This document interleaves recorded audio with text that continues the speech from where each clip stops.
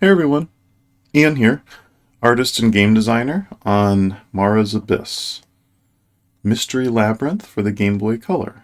It's the new adventure game I'm working on, and you can check out the first video to see kind of the initial couple months of work, and I wanted to make a video showing more updates, more progress.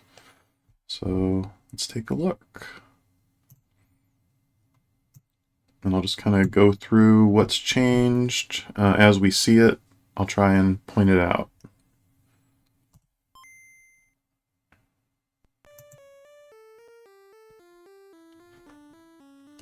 Still got the same menu screen, same number of classes to start with.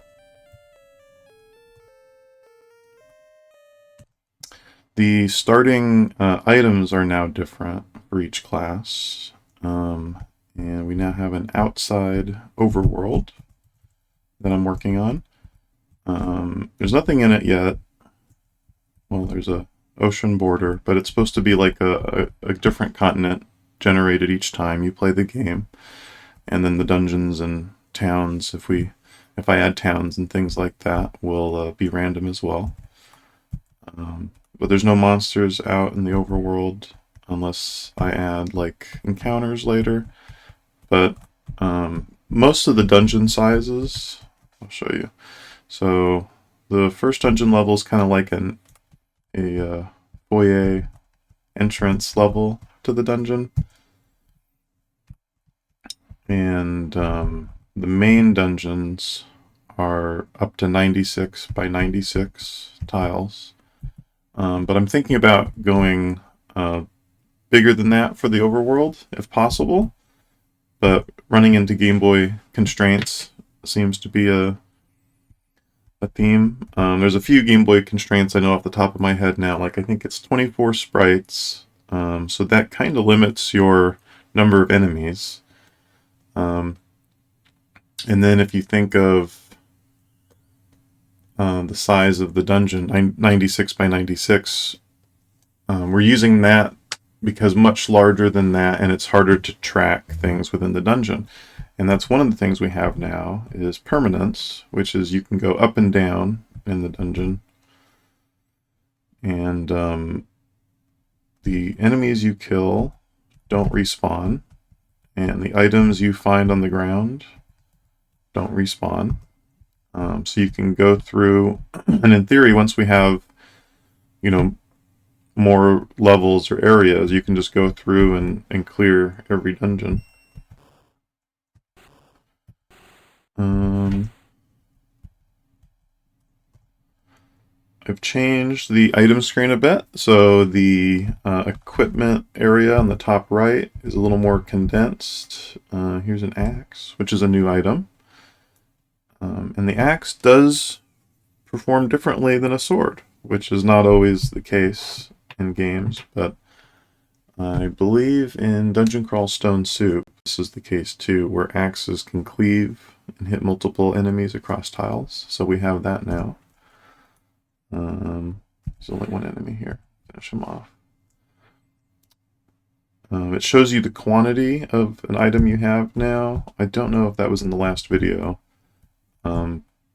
This is new. We'll see. Well, let me switch to take off the weapon so I can show you this.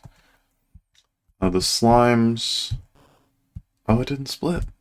Okay, I forgot. Okay. So the slimes have a chance to split from melee damage, but I think my damage shield killed the slime, so that's why we didn't see it split. Also, there's just a chance to split.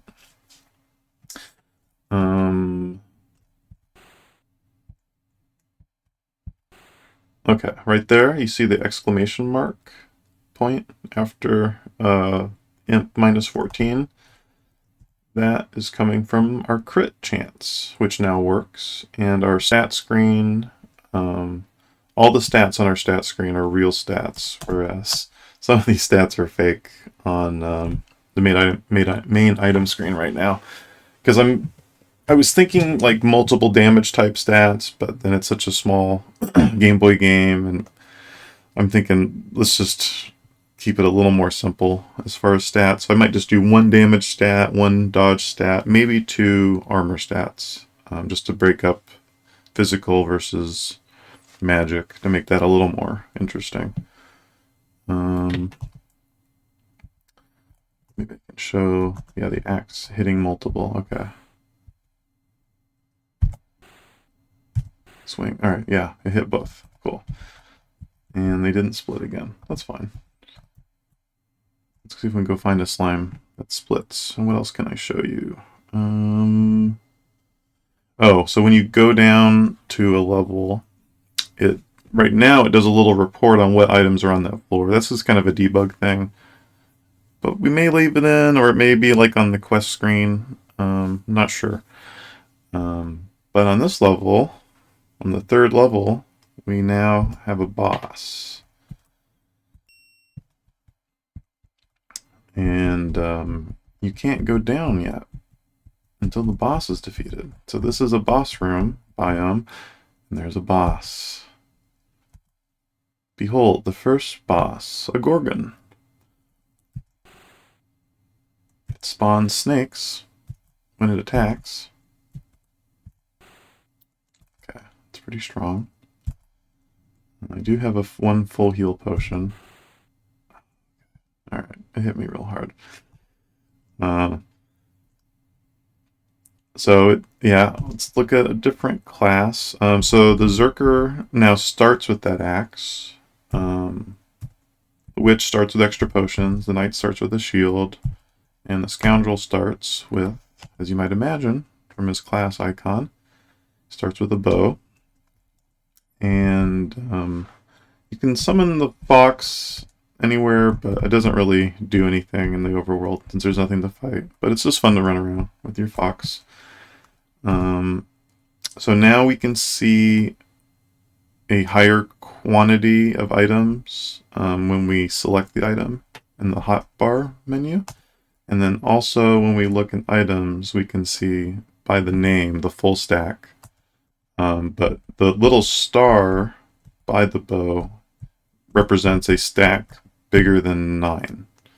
So if the stack is smaller than the stack is 9 or smaller, then it just shows up in the belt, which is pretty helpful for consumables. Boots are a funny item right now because they're the only item that increases light radius, which is one of the stats, which is a very helpful stat. Oh, well, candle also increases light radius, but it's a consumable. So let's use our Fox and bow. And see if we can get back to the Gorgon. Looking, make sure. Oh, I guess the Fox also has a sound effect now. For when it attacks, just a little bit of feedback. Because by the end, we're going to have a little sound or feedback for everything. Hopefully, some good music. But I'm almost thinking of going the Dark Souls route and just keeping music in boss rooms or title screens instead of everywhere. Because it's, the gameplay is more important on a Game Boy game because you're out and about. It can't make amazing music on its own. Some people will argue with that. But it'll have some music. It already has some. What's Fox doing? Protect me, Fox. If you get too far, it'll warp to you. The Scoundrel has the highest crit chance by default.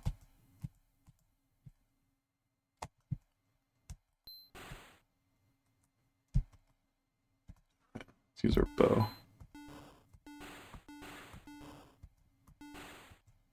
That's pretty fun. It's kind of like, Game Boy WoW Hunter gameplay. Fox comes back. That snake. So yeah, you gotta level up and get powerful to get past the bosses, which is, the classic loop that we all enjoy. The smiley face is when he levels up. The sound broke on that. There should be I will fix that. Level up sound. Oops.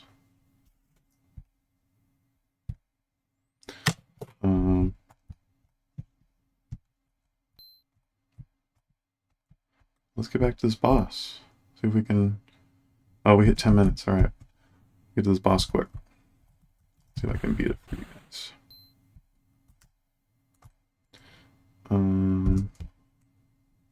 I think you saw when I picked up the boots that it shows the existing item in the equipment slot in this relevant slot, which is like just a nice quality of life to automatically see, is this item better or different than the one in the slot. And see, I don't have a weapon equipped right now, so that's what shows the slot right there. We'll equip that axe and the shield. We've got up to 40 total HP. We're level 2. We have a root scroll. Okay, we have enough to beat the boss now. So let's go show it. Okay. Summon pet. Okay, there's a bug here. The fox doesn't show up yet in the boss room because the boss takes 6 sprite slots and spawns additional enemy sprites. So I think one of the sprite slots it's using is the ally slot. So I will fix that, but we will hear it attack and see it flicker every once in a while. Go ahead and root it. And switch back to bow.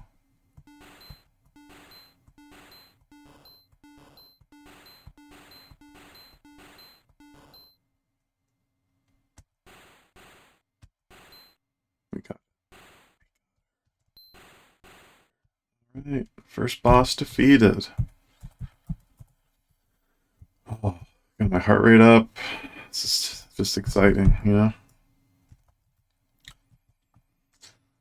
Yeah, more boots. Yeah, the next phase is going to be just more items, more stuff. Pretty happy with how far this little engine has come. But now it's more content and more stuff again. So, yeah. Thanks for watching. Glad this video was quicker. I think I stayed on point, stayed on target better. So, thanks and stay tuned for more updates.